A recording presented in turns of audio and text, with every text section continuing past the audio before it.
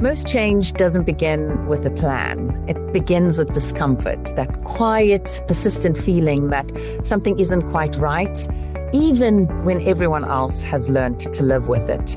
I'm Saskia Falcon. Welcome to The Odds in Our Favor, a News 24 Good News podcast, which is brought to you by Old Mutual Wealth, helping you grow, protect, and preserve what matters. This is where we ask what happens when ordinary South Africans stop waiting for systems to work and start fixing what's broken themselves. Now, few things unite South Africans quite like potholes. We've all swerved around them, we've all complained about them, and many of us have paid the price for them in damaged tyres, damaged cars, and damaged patients. And somewhere along the way, we've come to accept them as just another part of daily life. But what happens when someone refuses to accept them? What happens when frustration becomes innovation? When a problem that millions complain about becomes a problem someone decides to solve. That someone is Patchball, and this is the story behind it. A South African innovation that allows potholes to be repaired in minutes without road closures, heavy machinery, or waiting days for repairs to set. And today I'm joined by one of the co-founders behind Patchball, Jared Hasim. Jared, welcome to The Odds in Our Favor. Thank you so much for having me. Now, before we get to Patchball, I want to start with you. What's your background? And with this innovation, is it safe to say that you have always been naturally drawn to solving problems as a young person? Because some of us see a problem and move on, but others see a problem and actually decide to act. Yeah, 100%. Definitely from a young age, I've been a problem solver. I had quite strict parents, so I was kind of raised that way. But in my previous roles, problem solving was at the very core of what I was doing in terms of my careers. So yeah, it's something that's ingrained into me. And when even at home, if there's a problem, I try and resolve it, whether it's fixing the kitchen sink or whatever it is. And what is your background? So most recently, I've actually come from the mining background. I've been working with mining natural stone, and then obviously flowing on from that into certain stone aggregates as well. Now, I want you to take us back to the day before Patchball existed. Your website tells a story of a flat tire becoming the breaking point. And I know there are 3 founders in this innovation. Can you take us back to that moment? And was that person you?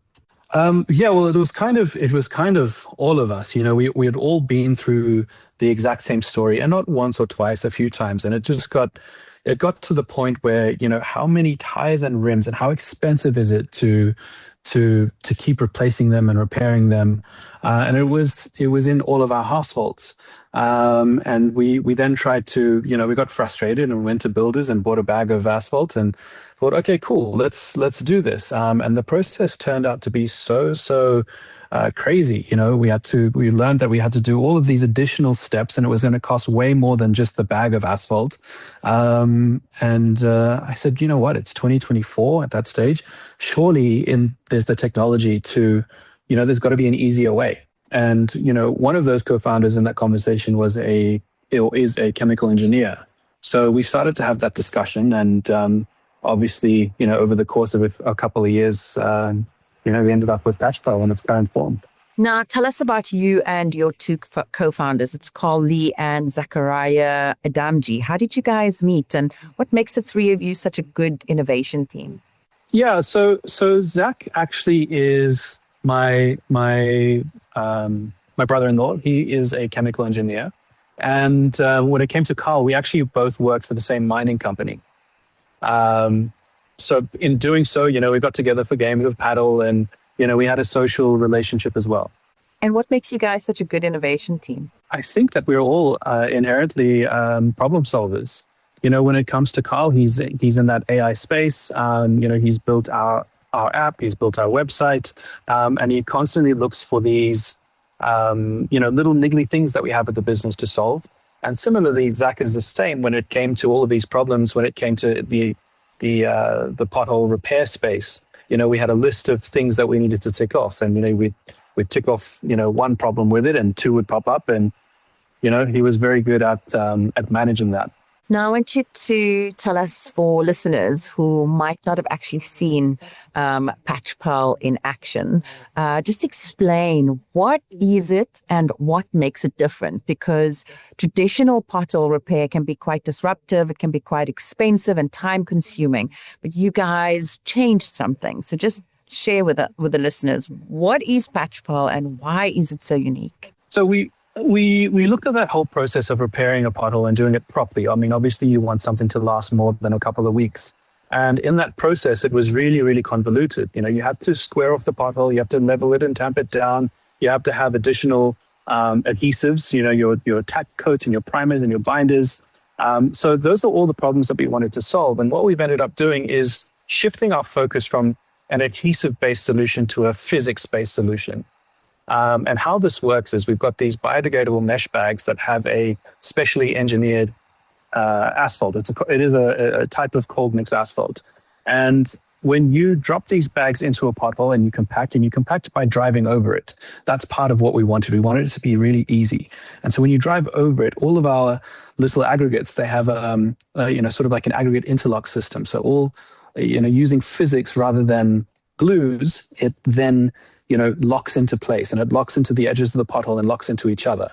And because of how the asphalt is made, it ends up, creating quite a nice tight seal. It's, the water permeability is zero.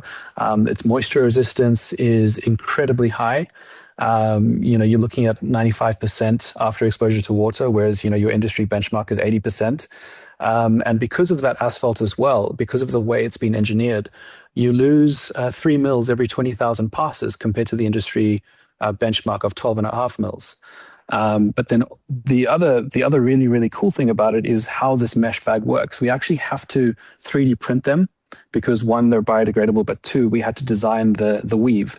And the weave does three things. One is obviously the easy deployment. Two is the containment. So obviously you're not driving over it and picking up aggregates. But the other really cool thing is how it manages equal force distribution. It eliminates the need to square off the pothole, which I would probably say is one of the things that we're most proud of.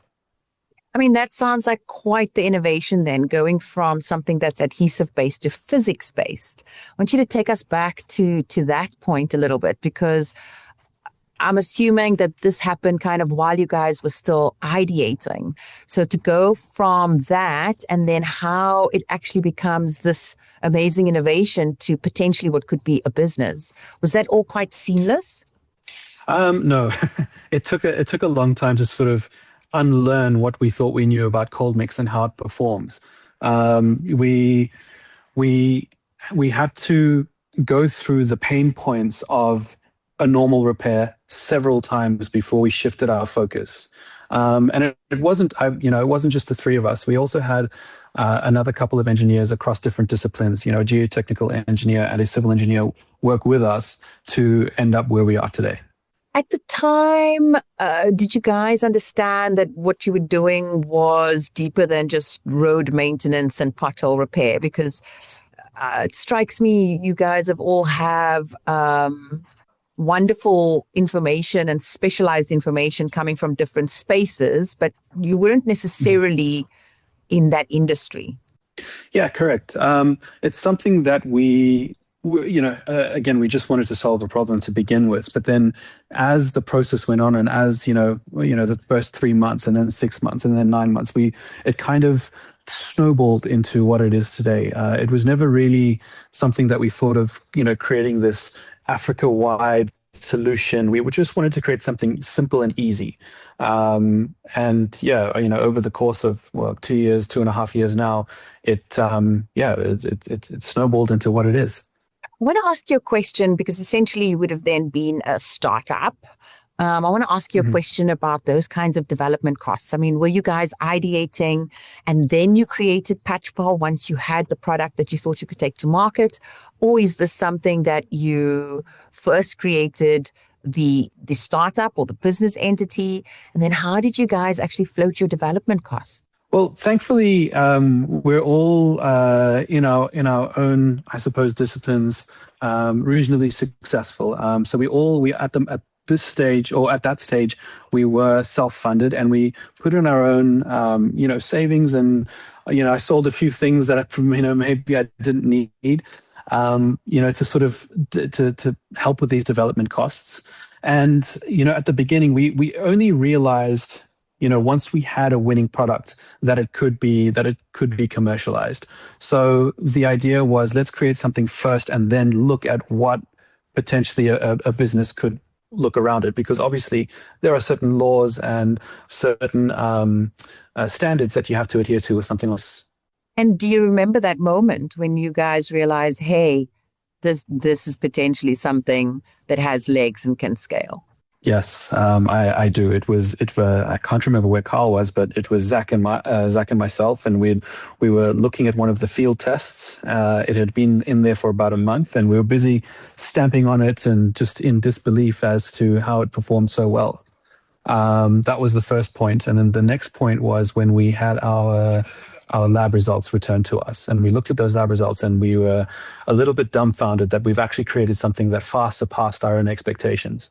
Now, potholes, they seem like a nuisance. Well, they are a nuisance, but it's actually a much bigger economic issue. I mean, they damage vehicles, there's increased transport costs, they create safety risks, and they impact local businesses quite substantially. When you guys saw that this was something that you could scale, I mean, do you always see it as a road repair solution, or do you understand that you were beginning to solve like a much bigger problem that wasn't just a South Africa problem? I mean, it's a Southern Africa problem is where you've extended to, but it's actually a problem on the continent. Again, first and foremost, it was going to be something just to save on costs of repairing, and replacing tires. And then we realized when it comes to safety, for example, in the wet seasons, those potholes are fully closed up. But, if you're on a motorbike, it's incredibly dangerous. And then similarly, if you're driving a car and you're trying to avoid a pothole, you go on the other side of the road. That can also be potentially very, very dangerous. And then, we've had certain companies reach out to us, and we've now realized as well that, insurance claims go up 40% in rainy seasons. So, there's I guess the value proposition has gone from being a simple, easy solution to something that can actually solve a myriad of different, problems. Wealth is about more than just numbers. It's about what you're shaping, your ambitions, your priorities, your legacy. That's why Old Mutual Wealth partners with skilled financial planners to bring the expertise of a leading wealth manager to your strategy. They help you make sense of both local and global opportunities, offering clear strategic insight so you can make confident decisions, whether you're building your wealth, protecting it, or shaping your financial future. Take your wealth further. Surely there must have been lots of challenges along the way. I mean, one that really comes to mind for me is the fact that repairing or filling potholes on public roads in South Africa is actually illegal because it's tampering with municipal infrastructure and roadways. So how did you guys actually approach this? Because there would need to be a certain amount of buy-in. Definitely. Look, we're still in the process, especially when it comes to municipal. Officially speaking, we've got this on our boxes and on all of our literature, is that if you are a private citizen, you can only use this on private roads, driveways, private estates, shopping centers, etc., as long as it's not public and municipal owned or infrastructure, as you mentioned. We do have some municipalities who are busy testing it. I mean, this process is taking quite a long time, and I understand the bureaucracy around it. They have to go through all of the motions. But there are also, I would say now, some of our biggest customers are the contractors who are actually licensed to repair public roads. So it's going through all of that at the moment. We have had some countries already approve it. Zimbabwe, for example, their Ministry of Roads and Department and Infrastructure has already approved it, as the city of Harare has. They've taken it. They've gone through their own lab testing. They've had their own engineers look at it, and they've already, a couple of months ago now, approved it for use on public roads. So each country is a little bit different, and obviously, a country like ours, we need to make sure that they need to make sure that it does actually meet the standards. So I completely understand why this takes a little bit of time, but we are working on it. I mean, it just sounds incredible that something that was a frustration ended up being something that could potentially solve a huge problem. I mean, with expanding from South Africa into neighboring countries, when you look back now, because when did you guys launch Patchpal? We actually only officially launched, or we did a soft launch in December, thinking that this was a good time to do a soft launch because everyone would be away. We spent about 800 Rand on some ads on Facebook, and the phones were just nonstop. We had to turn off the ads, and it really sort of caught us by surprise.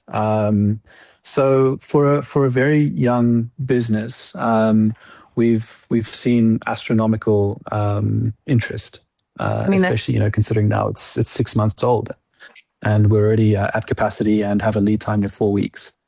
That is incredible, because for most startups, scaling, there's lots of things that can break when you scale.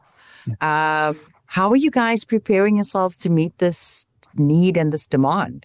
Well, because we invested, because we're self-funded and, we invested everything that we had into the development of Patchpal, we didn't really spend much time investing into the assembly of it. So there's still a lot of manual labor involved. So what we're busy doing is looking at potentially getting some machines made to assist with that process, which will obviously increase efficiency. And then, of course, the next step is space. We need to move into different warehousing that can accommodate the sort of quantities that we need to put out. Challenges that you foresee, that you guys are grappling with at the moment? Look, at the moment, the challenges, there's both operational and, just trying to meet that demand and get through this as quickly as possible. But then also in a business sense, we all felt that we, were at that point and at that age where we were ready to sort of start a business. But very quickly realized where we had gaps in knowledge. And that's been quite challenging, finding the right people to help us because we don't know everything, and making sure that we have the right team. And I think the team is important. I suppose the biggest challenge has been creating the right team for this, who have that same vision, and that we're aligned and we're all have the same goal with Patchpal. Now, one thing that I find very fascinating about Patchpal is that it isn't actually just a product. There's also an app that sits behind it. So there's a little bit of a community that sits behind us. Tell us about that and why that was so important to make ordinary citizens a part of the solution. Well, with the app, we realized that when you come to install and repair a pothole, you just don't know how much material you need. So in order to save costs, we wanted an app that would tell you how many boxes. So we've developed an app that uses, if you're on an iPhone, it uses the LiDAR sensor. If you're on an Android, it uses the time of flight sensor to scan the depth of the pothole. Then it does some calculations to tell you how many boxes you'll need. So it's still in beta, and we're testing it on both iOS and Android. But the idea behind it is that people can go and make these scans and see how many boxes are needed, and then decide how many boxes to purchase. However, we also have the idea behind there's two main things. One is maybe a community program where you can upload all of this information to a certain suburb or a certain community, and you know exactly how much it's going to fix, and everyone can sort of donate, and then we get the license contractor out to repair once that's all sorted out. Once the slider has been completed, and then in addition to that, we have this idea that we're busy building at the moment called the Patchpal Academy. We'd like to sort of have a not necessarily a school, but where we can sort of upskill unemployed youth and people who are unemployed to be able to fix potholes and know about how and why and who and where and et cetera, so that we can, make a little bit of a dent in that unemployment space, and also upskill and educate people. Big dreams, Jared, for a company that's 6 months old. Innovation is wonderful. It also has to be sustainable. How do you guys go about balancing impact with viable business in your day-to-day? Yeah, absolutely. I mean, it's just one of those things. You obviously have to look at the cost of the existing pothole repairs, and not just the existing pothole repair to do the repair up front. It's also got to be longevity, right? So if you're looking at patch pal and its longevity, let's say it lasts a minimum of 12 months. In that 12 months, the existing repair using cold mix, how long does that last? How many times do you have to redo it? What are the downsides to that? And you weigh up those costs. We have to obviously look at our production costs. It is expensive technology to produce, and so long as it's less than a traditional repair, I think we're okay. Tell me, has the journey been harder than you expected? Yes, there's been a lot of pain points. We're always at a constant state of stress. They sell you this dream that you leave your 9 to 5. What they don't tell you is that you're leaving it for a 24/7. So, there's always little bits and pieces that come up, and we deal with as they come up. But yeah, we learn very quickly, and once there's an issue, we resolve it pretty quickly and make sure it doesn't happen again. I mean, I'm thinking I put you guys into the category of citizen innovators, right? Is there anything that you can share with other citizen innovators, like some of the biggest lessons in terms of turning an idea that's born out of frustration into a company? Yeah, look, I think the key thing for us, well, definitely that I could pass on, is the why has to be important. Why are you doing this? Are you doing this to start a business, or are you doing this as part of civic duty? Right? The intention is always very important.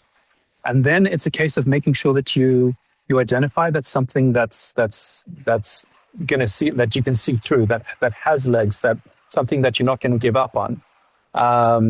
Once you've got that mix, again, I think the intention is always very, very important as well. But if your idea has legs, don't give up.